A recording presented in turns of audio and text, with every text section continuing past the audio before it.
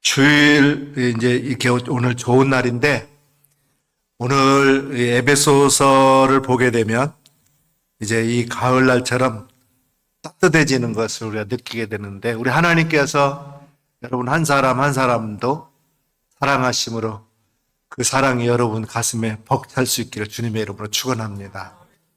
그 목회 잡지 풀핏이라고 하는 책이 있어요. 거기 창간한 사람이 스피노스 조디아티라고 하는 목사님인데 이분이 어떤 말을 했냐면 살아있는 교회와 죽어가는 교회를 이렇게 말하고 있어요. 살아있는 교회는 예배실, 교실, 주차장 공간이 늘 부족하다. 근데 죽어가는 교회는 공간이 항상 남아있다. 살아있는 교회는 항상 무엇인가 하기에 변화한다. 그러나 죽어가는 교회는 늘 변함이 없고 똑같다. 살아있는 교회는 아이들과 학생, 청년들의 목소리로 늘 시끌벅적하다. 그러나 죽어가는 교회는 죽은 듯이 조용하다. 살아있는 교회는 언제나 일꾼이 부족하다. 그러나 죽어가는 교회는 일이 없기 때문에 일꾼을 찾을 필요가 없다. 살아있는 교회는 언제나 예산이 초과하기 때문에 은행 잔고가 거의 없다. 그러나 죽어가는 교회는 언제나 은행에 잔고가 많다. 살아있는 교회는 새가족들이 많기 때문에 이름을 알기가 어려워 애를 먹는다. 그러나 죽어가는 교회는 해를 거듭해도 그 사람이 늘 그 사람이라 살아있는 교회는 선교 사업이 활발하다. 그러나 죽어가는 교회는 교회 안에서만 움직인다 그랬어요. 오늘 우리 교회는 살아가는 교회, 살아있는 교회 같아 죽어가는 교회 같아요. 살아있는 교회는 주는 자로 가득하고 죽어가는 교회는 티내는 자들로 가득하다. 살아있는 교회는 믿음으로 운영되고 그러나 죽어가는 교회는 인간적 판단 위에 운영된다. 살아있는 교회는 늘 배우고 늘 전도하고 봉사하기에 바쁘다. 그러나 죽어가는 교회는 늘 무사한이라고 편안하고 한가롭다. 살아있는 교회는 활발하게 전도한다. 그러나 죽어가는 교회는 점점 굳어져 석회화되어 간다 그랬어요. 사도 바울은 교회를 아주 중요하게 여겼습니다. 그의 서신 가운데 이 교회라고 하는 말이 60회 정도 언급하는데 오늘 본문 21절에도 보면 주 안에서 성전이 되어간다 해서 되어가는 현재 시제 동사로서 교회가 완성을 향해서 계속 건축 중에 있음을 보여주고 있어요. 이게 완벽하게 그냥 완성된 게 아니라 완성되어져 간다는 거예요. 그것도 주 안에서라고 하는 표현이 보여주고 있습니다. 교회 건축은 오직 그리스도 안에서만 이루어질 수 있다는 거예요. 그래서 교회는 그 존재와 성장의 기반을 온전히 그리스도에게만 두기 때문에 주 안에서라고 표현합니다. 모름지의 교회는 지체인 우리 성도들이 모퉁이 돌의 중심으로 서로 연결돼서 튼튼하게 세워집니다. 하나님의 거하실 처소가 되기 위해서 함께 지어져 간다 그랬어요. 이 세상에 완전한 교회는 없습니다. 다만 완전한 교회가 되어져 갈 뿐이에요. 모름지기 그리스도인은 하나님의 성전이 되어가도록 힘쓰는 사람들입니다. 그렇다면 주 안에서 되어가는 교회는 과연 어떻게 세워져야 될까요? 이 영광스러운 정체성 속에서 우리는 오늘 에베소 말씀을 통해서 함께 지어져가는 교회의 본질을 깊이 묵상하면서 주님 안에서 더욱더 아름다운 공동체로 빚어져가는 그런 은혜를 나누고자 합니다. 에베소 교회는 흔히 교회론의 교과서다 그렇게 얘기합니다. 사도 바울이 이 편지를 보낼 당시 에베소 교회는 고대 7대 불가사의 중에 하나인 웅장한 그런 아테네 신전이 있는 곳이에요. 그 화려함과 엄청난 규모 앞에서 바울은 신분도 변치 않는 이방인과 유대인들이 그리스도 안에서 연합해서 이루어진 작은 공동체, 즉 에베소 교회가 바로 하나님이 거하시는 참된 신전이다. 이렇게 선포하고 있습니다. 그래서 에베소 주제는 교회의 영광이고 하나님께서 그리스도를 통해서 모든 만물을 새롭게 하고 갈라졌던 것들을 통일시키고 허무한 인생을 충만케 하려고 하는 계획, 비밀의 경륜이 이 교회라는 역사적 실체를 통해서 세상 가운데 드러나기 시작했다는 거예요. 오늘 본문은 예수 믿기 전에 소망도 하나님도 없는 애인이었던 우리를 하나님께서 그리스도 예수 안에서 어떻게 새로운 존재로 만드셨는지를 세 가지 영광스러운 이미지로 보여주고 있습니다. 교회는 하늘나라 시민이다. 오늘 본문에 그렇게 표현하고 있고 또 하나님의 권속이다. 가족이다. 그렇게 표현하고 있어요. 하나님이 거하실 처소다. 성전이다. 그렇게 표현하고 있습니다. 이것은 우리의 과거를 되돌아볼 때 얼마나 엄청나고 영광스러운 사건인지 깨닫게 하려는 바울의 간절함이 거기에 녹아 있어요. 첫째, 하늘 소속과 아버지의 마음을 우리가 알아야 됩니다. 사도 바울은 에베소 교인들을 향해서 분명하게 이렇게 외쳤어요. 너희가 전에는 외국인이요 나그네였을지 모르나 이제는 더 이상 그렇지 않다. 너희는 이제 성도라 부르심을 받은 하나님의 시민이다 그랬어요.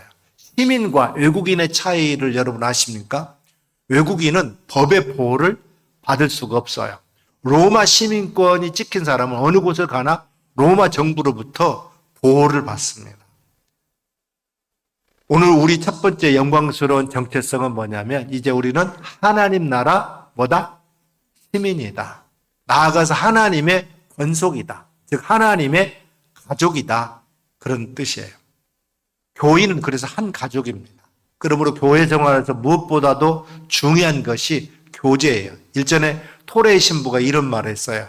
기독교의 그 교자가 원래는 이제 가르칠 교자로 우리가 교회할 때 가르칠 교자로 쓰는데 그 사귈 교자로 쓰는 것이 맞다. 이렇게 얘기를 했어요.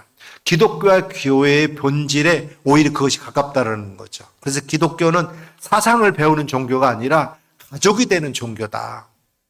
시민권의 중요성은 로마 시대의 최고였어요. 사도 바울이 유대인에게 체포되어서 죽을 위기를 극복할 수 있었던 것도 그가 로마 시민권을 가지고 있었기 때문이에요. 로마 정부는 시민권을 가진 사람의 신분과 안전을 보장하도록 되어 있었기 때문입니다. 그러나 세상 나라의 시민권은 아무리 대단해도 국력의 한계가 있고 죽음 이후의 세계까지 보호해 줄 수가 없어요. 하지만 우리를 시민 삼으신 하나님 어떻습니까? 그분은 이 세상을 만드신 전능하신 분이기 때문에 어떤 상황 가운데서도 우리를 안전하게 지켜주시는 분이세요. 그분은 졸지도 아니하시고 여러분처럼 주무시지도 않고 영원하신 분이기 때문에 우리가 죽은 이후에도 우리 영혼을 영원히 보호해 주시는 줄 믿습니다. 이것이 바로 하나님 나라 시민권의 위대함이에요. 사도 바울은 더 나아가서 우리는 시민보다 훨씬 더 친밀한 가족이라고 말씀합니다. 피는 물보다 진하다 그러지만 우리는 예수 그리스도께서 십자가에서 흘리신 피로 말미암아서 하나님과 한 가족이 된 사람들이에요. 그래서 우리는 서로 형제 자매라 이렇게 부를 수 있게 된 것입니다. 우리가 하나님의 가족이 되었다는 의미는 뭘까요?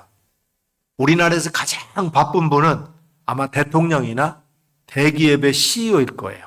이분들은 시간을 초 단위로 잘라서 쓴다고 그래요. 이들은 시간을 효율적으로 사용하기 위해서 사소한 일은 아랫사람들에게 다 맡겨버립니다.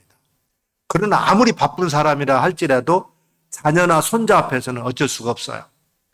손자의 재롱에 많은 시간을 빼앗겨야 하고 장난감을 고쳐달라는 그 손자의 부탁을 외면할 수가 없습니다. 이것이 바로 가족의 원리예요. 우리 하나님께서는 우주를 운행하시고 또 역사를 이끌어가는 큰 일이 많으시지만 그런 일 다 제쳐두고 오늘 우리와도 교제를 나누시기를 원하시는 줄 믿습니다. 구약의 야고보를 보세요.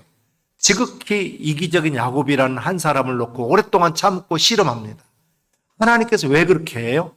야곱이 바로 하나님의 가족이고 자녀이기 때문에 그런 거예요. 자녀에게 쏟는 시간은 우리가 아깝지가 않습니다. 여러분이 투자한 것 중에서 자녀들에게 투자한 것은 아깝지가 않잖아요. 리더는 자기보다 더 커지는 사람을 포용하지 못하고 자기를 싫어하는 사람을 좋아하지 못합니다. 그러나 아버지는 자식이 자기보다 더 잘 되면 가장 행복하고 자식이 자기를 싫어해도 끝까지 그 자식을 사랑합니다. 교회는 그런 아버지의 마음이 필요한 곳이에요. 사랑하는 여러분, 여러분은 이제 하나님 아버지의 가장 소중한 가족입니다. 따뜻한 가족의 마음, 즉 이런 파더십이 교회 운영의 원리가 되어야 된다는 거예요. 교회는 따라합시다. 교회는 하나님의 가족입니다. 우리가 교회입니다. 네. 그래서 교회 구성원이나 운영 원칙도 가족의 원리를 따라야 돼요. 가족은 정의보다는 사랑이 앞섭니다. 가족은 주인은 자녀예요. 가족에서 가장 소중한 사람은 가장 연약한 사람입니다. 그래서 병든 사람이 있거나 장애인이 있다면 모든 것이 그 사람을 중심으로 항상 가족은 이루어지게 돼 있어요. 교회는 기업이 아닙니다. 교회는 친교 모임도 아니에요. 교회는 뭐다고요? 가족이에요. 또 우리 삶의 규모를 결정하는 이 모퉁이 돌 되신 분이 누군가를 알아야 됩니다. 사도 바울이 이제 우리를 더욱더 심오한 비유, 즉 건축물의 비유로 이끌어가는데 교회는 하나님이 거하실 처소다 그랬어요. 우리는 그 건물을 구성하는 재료들입니다. 시민에서 가족으로 이제는 가족에서 건물로 그 긴밀도가 더 깊어지는데 왜냐하면 건물에서는 재료 하나만 빠져도 잘못되어도 건축물이 무너질 수 있기 때문에 그렇습니다. 오늘 본문 20절 말씀에 보게 되면 교회가 사도들과 선지자들의 터 위에 세워졌다 그랬어요. 사도와 선지자의 터는 다름 아닌 성경의 기초 위에 그들이 전해준 복음 위에 교회가 세워졌다는 뜻이에요. 교회의 유일한 터는 성경이고 사람이나 전통이나 재정이 터가 될 수가 없다는 거예요. 터를 가진 다음에는 기둥을 세우는데 그리스도 예수께서 친히 모퉁이 돌이 되셨다 그랬어요. 모퉁이 돌은 코너스톤이라고 하는데 고대 건축에서 건물의 규모와 방향을 결정하고 지붕과 양옆에 누르는 하중을 받는 그런 골격이 되는 거예요. 19세기의 위대한 건축가고 사상가였던 존 러스킨이 교회 건축을 하는데 필요한 7가지 요소에 대해서 이렇게 언급을 했습니다. 즉 그는 교회 건축의 요소는 철근, 시멘트, 나무, 흙, 기와, 벽돌이 아니다. 교회 건축하는 데 있어서 꼭 필요한 것은 진리다, 아름다움이다, 애정이다, 희생이다, 순종이다, 땀이다, 그리고 꿈이다 그랬어요. 교회는 형식적인 재료가 문제가 아니라 정말 진리에 서 있는가, 서로에게 사랑이 있는가, 희생이 있고 믿음과 꿈이 있는가가 중요하다는 거예요. 사랑하는 여러분, 이 모퉁이 돌이 바로 우리의 삶을 결정하는 거예요. 우리 인생의 규모는 그리스도만큼, 즉 그리스도의 장성한 분량만큼 결정되어 있습니다. 우리 인생의 방향도 그리스도 그분으로 결정돼요. 우리의 목표는 그리스도를 닮는 겁니다. 가장 중요한 것은 예수님께서 친히 모퉁이 돌이 되어 위에서 누르는 하중들을 다 담당하고 계시듯 우리 인생의 수고하고 무거운 짐을 대신 지시겠다고 하시는 거예요. 예수님은 모든 수고하고 무거운 짐진 자들아 다 내게로 오라 그렇게 말씀하셨어요. 오직 예수님에서만 우리는 참된 안식을 그래서 누릴 수가 있습니다. 우리가 모퉁이 돌이신 그리스도를 놓칠 때 교회는 결국 방향을 잃어버리게 되고 무너지게 됩니다. 뉴욕의 어느 교회가 예배당 전면에 우리는 십자가에 못 박힌 그리스도를 전한다 그렇게 써붙였습니다. 근데 세월이 흐르면서 그 교회 담쟁이 덩쿨이 이렇게 자라나게 되는데 십자가에 못 박힌이라는 말자를 그 담쟁이 덩쿨이 그 글자를 덮어버렸어요. 그래서 우리는 그리스도를 전한다만 남았습니다.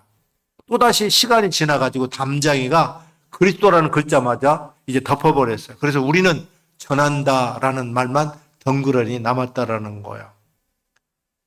사랑하는 여러분, 우리의 교회, 우리의 신앙생활은 혹시 십자가와 그리스도를 덮어버린 담쟁이 덩굴처럼 무엇을 전해야 되는지 모르는 텅 빈 형식만 남아있는 그런 교회로 전락돼서는 안 된다는 거예요. 교회는 오직 예수 그리스도 중심으로 세워져야 됩니다. 그분이 아니면 우리의 믿음과 구원이 다 결국 헛된 거예요. 우리의 짐을 홀로 지시는 모퉁이 돌이신 그리스도께서 모든 인생의 짐을 맡겨 드리시기를 간절히 여러분 축원합니다. 또 실수투성이 우리 인생들이 엮어내는 아름다운 조화가 필요해요. 터는 사도와 선지자들의 말씀이고 기둥은 그리스도고 이제 그 속을 성도들이 벽돌이 되고 건축재료가 되어서 성전이 지어져 가야 된다 이 말이에요. 이제 터와 기둥이 세워졌다면 그 속을 우리가 채워나가야 됩니다. 결국 이런 과정을 통해서 교회는 하나님이 거하실 처소가 되기 위해서 그리스도 예수 안에서 함께 지어져 갑니다. 하나님은 개개인의 심령 속에 임하시기도 하지만 하나님 나라가 궁극적으로 임하시는 곳은 바로 성도와 성도들이 모여있는 이 교회예요. 근데 우리가 읽은 말씀에서 눈에 띄는 단어들이 있습니다. 바로 그의 안에서, 주 안에서, 예수 안에서, 성령 안에서라는 단어들이에요. 이는 성도들은 연합은 인간의 힘으로 되지 못하고 오직 주 안에서만 가능하다라고 하는 사실을 보여주게 됩니다. 바로 우리가 모인 이곳이 하나님의 나라고 또 주님이 거하실 처소예요. 오늘 말씀에는 분명히 오늘 21절, 22절 말씀에 보게 되면 서로 연결하여 주 안에서 성전이 되어가고 예수 안에서 함께 지어져 가느니라 그랬어요. 이게 성전이 되어가고 또 성장하고라는 단어를 사용하고 있으면 교회는 이미 완성된 공동체가 아니라는 거예요. 지금 지어져 가고 있는 과정에 있는 공동체라는 겁니다. 집 짓는 현장에 여러분 가보신 적 있어요? 그 현장은 너저분하고 볼품 없어요. 교회도 어떻게 보면 지어져 가는 과정에는 그럴 수 있습니다. 교회는 거룩한 성인만 모인 곳이 아니에요. 교회는 어쩌면 세상보다 더 심하게 이그러지고 실수성이든 인간들의 집합체일지도 모릅니다. 그러나 바로 이런 점에 교회의 위대함이 있어요. 벽돌과 벽돌을 그대로 마주쳐 놓아서는 온전한 건물을 이루지 못합니다. 벽돌과 벽돌 사이에는 여러분 여기들 보면 몰타르를 이게 발라야 온전하는데 바로 그리스도가 우리를 연결시켜주는 접착제 역할을 하고 있다는 거예요. 오늘 우리는 그 사이에 항상 그리스도가 있어야 됩니다. 벽돌과 벽돌 사이에 뭐가 있어야 된다고요? 그리스도가 있어야 된다. 그리스도가 없이 인간과 인간이 마주치면 소리만 나요. 왜냐하면 인간은 완전하지 못하기 때문에 실수하고 실수하는 사람을 또 판단하기 때문에 그렇습니다. 우리 그리스도가 들어간다라는 말은 그리스도를 통해서 다른 사람들을 본다 그런 뜻이에요. 그리스도께서 이미 그 형제들을 위해서 돌아가셨고 그를 의롭다 하셨는데 그 사실을 우리도 인정하라는 거예요. 예수님이 너는 죄 없다고 한 사람을 우리가 왜 정죄하냐 이 말이에요. 주님께서 그를 이미 용서하셨는데 우리가 그 사람의 조그마한 실수를 가지고 정죄할 권리가 없다 이 말입니다. 우리가 이런 그리스도의 눈으로 형제를 대할 때만이 우리 안에서 판단의 마음이 사라지고 공동체가 하나가 될 수 있어요. 우리는 우리의 판단이 죽고 오직 주님의 판단만이 중요함을 우리 인정해야 됩니다. 아무리 내 눈에 안 좋게 보여도 그리스도께서 이미 그를 거룩하다고 인정하셨기 때문에 그 형제는 거룩하다 우리가 여겨야 됩니다. 교회 생활을 하다 보면 우리 상처를 받습니다. 그래도 상처를 준 사람조차 긍휼히 여기는 마음을 가지고 자기 자리를 끝까지 지켜내는 사람들이 돼야 돼요. 힘들어도 자기 자리를 끝까지 지키는 사람에게 성숙함의 복이 비켜가는 일이 없어요. 성령 충만의 은혜와 최종 승리의 복을 비켜가는 일이 없습니다. 왜냐하면 성육신하신 예수님이 오늘 우리 안에 계시기 때문에 그렇습니다.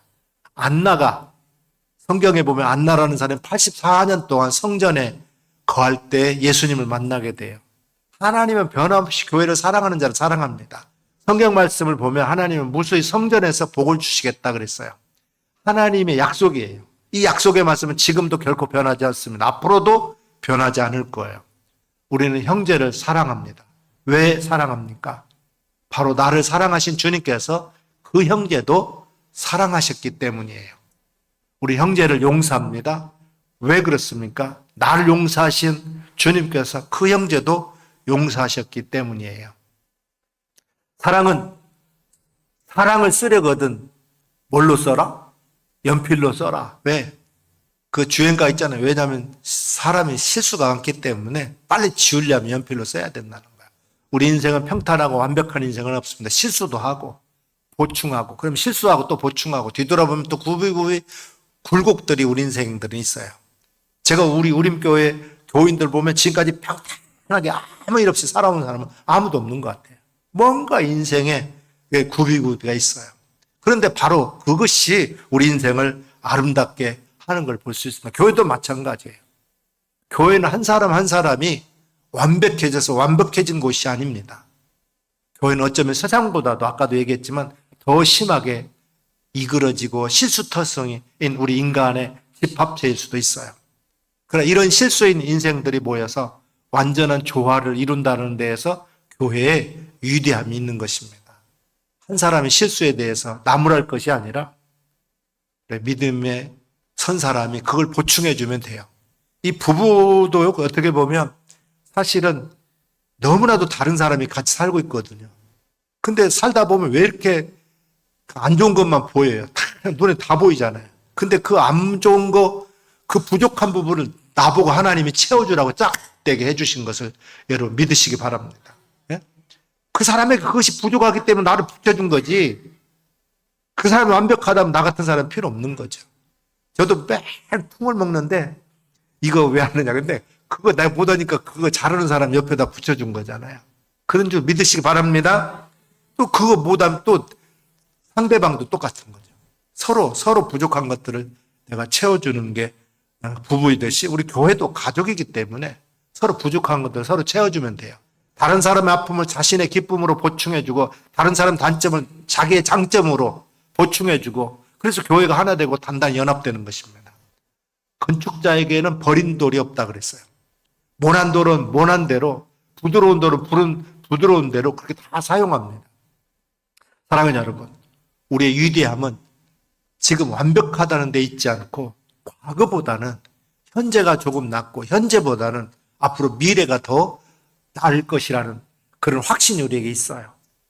우리의 설계도는 뭡니까? 우리의 목표는 뭡니까? 바로 그리스도예요. 그리스도의 충만하심처럼 우리도 충만해지는 거, 그분의 거룩하심처럼 우리도 거룩해지는 거, 그분의 사랑하심처럼 우리도 사랑의 사도가 되는 거, 곧 그리스도를 닮는 것이 오늘 우리의 목표예요. 우리가 서로를 그리스도의 눈으로 보고 성령 안에서 함께 지어져 갈 때 바로 우리가 교회가 되고 하나님 나라가 되고 주님이 거하실 처소가 되는 줄 믿습니다. 이 놀라운 복을 늘 감사할 수 있기를 주님의 이름으로 축원합니다. 우린 더 이상 이 세상의 외인이 아니에요. 우린 영원한 하늘의 시민권을 가진 하나님의 영광스러운 가족입니다.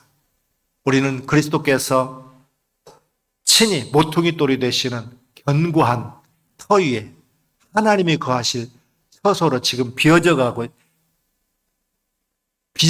있는 성전이에요. 우리가 가진 재능, 물질, 시간은 다 주님이 주신 것입니다. 섬김의 기회를 가졌다면 그 기회 자체에 감사하고 마음을 다해서 섬겨야 됩니다. 그리스도의 마음을 품고 자신을 들여 섬기는 그곳에 하나님 역사하시고 영광이 나타나게 돼 있어요. 우리에게는 완벽한 인생도 완벽한 교회도 없습니다. 그러나 우리는 서로의 실수와 단점을 이렇게 보충해 주면서 그리스도 사랑으로 넘치는 넉넉한 사람이 되고 성령님에게 이끌려 가지고 끝까지 함께 지어져 가야 될 줄로 믿습니다. 나는 고급 인력이기 때문에 손끝 하나 물방울 하나 묻혀도 안 된다고 생각하는 그런 마음 버려야 됩니다. 하나님 앞에서 우리 모두는 그저 용서받은 죄인들일 뿐이에요.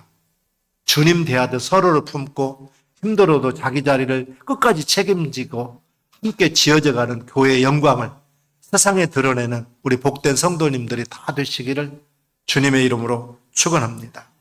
기도하겠습니다.